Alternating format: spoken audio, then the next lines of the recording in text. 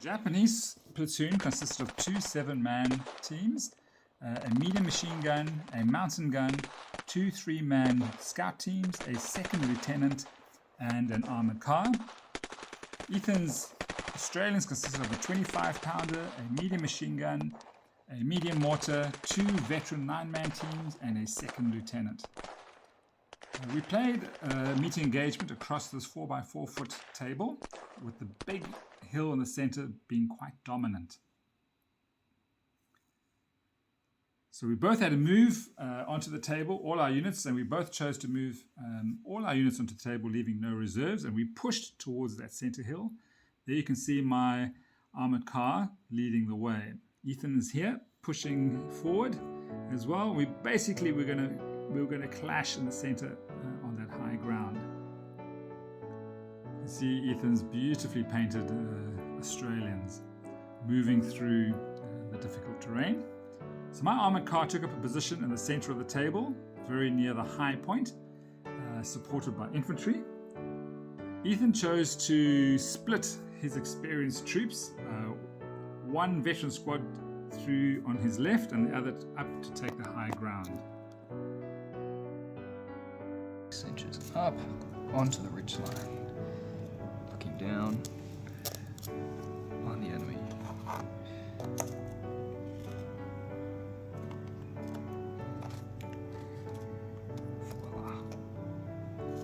I've still got 1 pin. Yeah.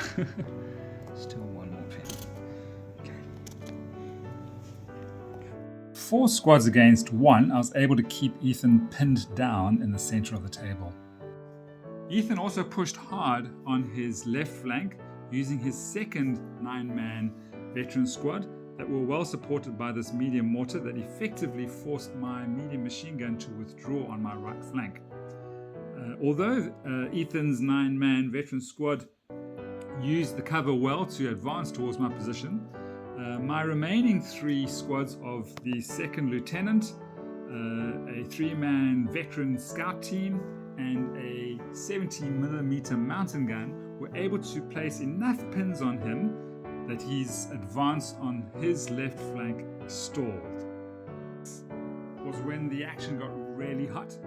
This armored car raced down the road, got behind the 25-pounder, and although it couldn't knock out the 25-pounder, it weakened it significantly for it to be knocked out by Japanese infantry later on. That 25-pounder miraculously, with only 1 crewman, as you can see in the distance there with the black smoke billowing, was able to swing around and knock out that armored car of mine.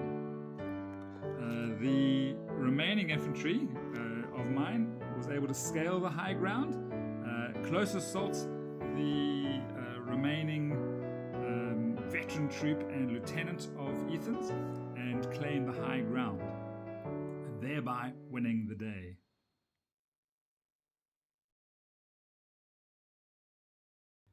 So I'm with Ethan, and we've just had a 500-point bolt action game, my Imperial Japanese against my Australian 1942 division. Yeah, your boys are tough. Oh, definitely. All right, so we roll for the mission, and it was mission number 2. It was engagement, right? Yeah. Mini engagement, yes. So basically, both of us were just moving onto the table. So Ethan, any lessons from this game? Ooh, definitely a bit of deployment.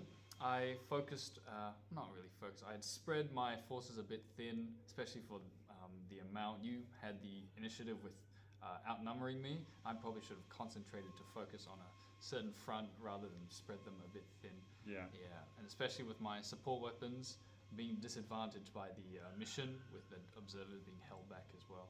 So, yeah, so I think with having to move onto the table, we lost that opportunity to deploy anything. We weren't allowed to deploy any of our units on the table, and so your spotters had to move on. Yeah. My 2 squads of scouts had to move on. So that did hamper us a bit. What about this terrain? It was quite hilly, right? Yeah. Ooh, that So also. do you think that played a part in this game?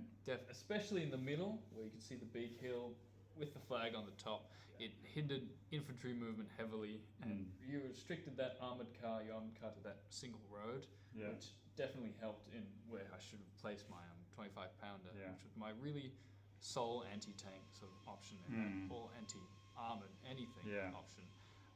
But that huge hill in the center just created a real not marsh, sorry, but like a hinder on movement, Right. especially by anyone in that center bit. Yeah, well, it certainly made us fight for something. I feel like we naturally fought for that hill. And you deployed a unit of veteran Aussies up there, Yes. right? It's tough trying to take out veteran troops with regulars, but I think I was fortunate there in that I had the number of units on you, right? So I was peppering you with pins, right? Yeah, which was definitely one of my mistakes. I probably should have supported them a bit better, especially in that center. Yeah, so perhaps if you had taken that other veteran unit and taken them both up that hill, Yes. I think that would have made a big difference. So a lesson learned from that is men in the right place, Yeah. troops in the right position. Yeah, concentrate your forces. a bit Yeah. better. Okay, well, did you enjoy the game? 100%. 100%. Yeah, Ethan's always great. Ethan's going to be leaving for Aussie soon. Not really sad about that, but it's always great to play you. Always great to have a good bolt action game. Yeah. One of the best.